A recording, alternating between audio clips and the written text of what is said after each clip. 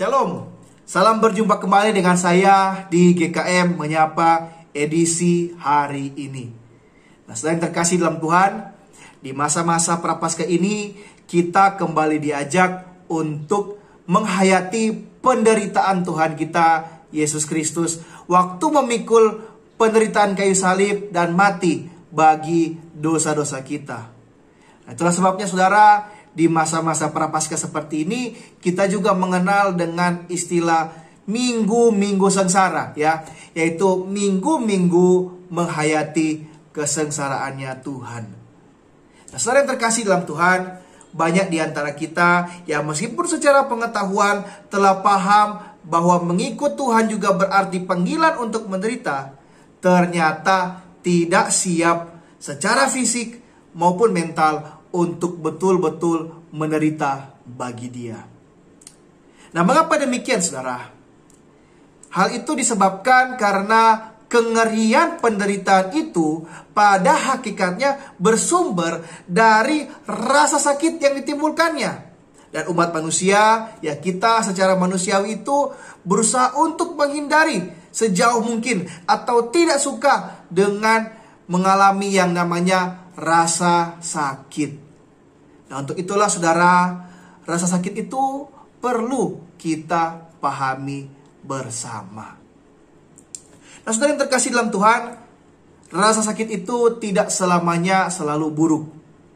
Amsal 23 ayat 35 memberikan kita contohnya tentang bagaimana bahayanya seorang yang kehilangan rasa sakit oleh karena kemabukan, karena anggur, itu dia sampai lupa diri, tidak sadar betapa buruknya atau memprihatinkannya keadaannya, baik secara fisik maupun psikologis. Ya, jadi rasa sakit itu saudara dapat menolong kita untuk memberikan peringatan atau tanda awas bahwa kita tidak sedang baik-baik saja. Nah, hal itu juga berlaku secara mental kita, ya. Misalnya pada waktu kita sedang berkonflik dengan seorang, saat kita melihat atau mengingat dirinya saja, ada timbul rasa sakit di dalam hati kita, ya kan? Nah, selain itu, saudara, bahkan rasa sakit itu juga seringkali bermanfaat untuk mengajar kita tentang menghindari sebuah bahaya. Misalnya, seorang anak kecil akan lebih waspada lagi terhadap setrika panas kalau ia sendiri sudah pernah memegang setrika panas itu. Nah, saudara yang terkasih dalam Tuhan, meski demikian, acap kali kita tidak dapat menghindari pengalaman menderita yang berujung pada rasa sakit dalam pengalaman hidup kita, khususnya sewaktu kita berusaha hidup sebagai anak-anak Tuhan.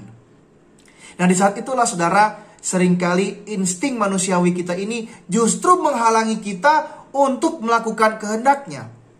Dan bahkan itu menjadi pendorong kita untuk berbuat dosa. Nah, ketidaksiapan kita untuk menanggung rasa sakit untuk mengikut Tuhan itu menjadi alasan terbesar kita sehingga tidak dapat bertumbuh bahkan berbuah di dalam penderitaan dan di tengah pergumulan. Namun saudara yang terkasih dalam Tuhan, syukur kepada Allah, Tuhan sudah menyediakan solusinya bagi kita. Di dalam kesaksian Paulus yang penuh dalam penderitaan untuk melayani Tuhan, Filipi 4 ayat 13, ia bersaksi dan berkata, segala perkara dapat kutanggung di dalam Dia yang memberi kekuatan kepadaku. Nah, saudara yang terkasih, Allah berjanji, ya, Allah berjanji akan memberikan kekuatan, bahkan turut serta menanggung penderitaan yang juga sedang saya dan saudara alami dalam proses mengikut Dia. Nah, sebagaimana Simon dari Kirene memikul salib di samping Yesus menuju bukit Golgota, seperti itulah demikian gambaran hidup kita saat kita menderita memikul salib bagi namanya. Ya, kita memikul salib bersama-sama dengan Dia.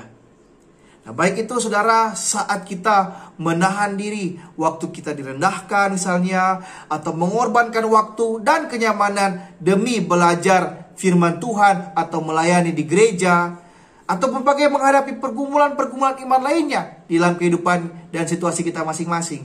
Saudara, ingatlah, Tuhan sudah lebih dahulu menanggung rasa sakitnya jauh lebih berat dari apa yang pernah dan sedang dan akan kita alami. Dan oleh karena itu, Ia sekarang menyediakan kekuatan lebih, kekuatan ekstra, bahkan bersedia turut serta menanggung penderitaan kita bersama-sama dalam melaksanakan kehendak Bapa. Selamat menghayati minggu-minggu sengsara ini sampai akhirnya tiba Jumat Agung dan Paskah nanti. Ya, Tuhan Yesus memberkati kita sekalian. Selamat beraktivitas. Shalom.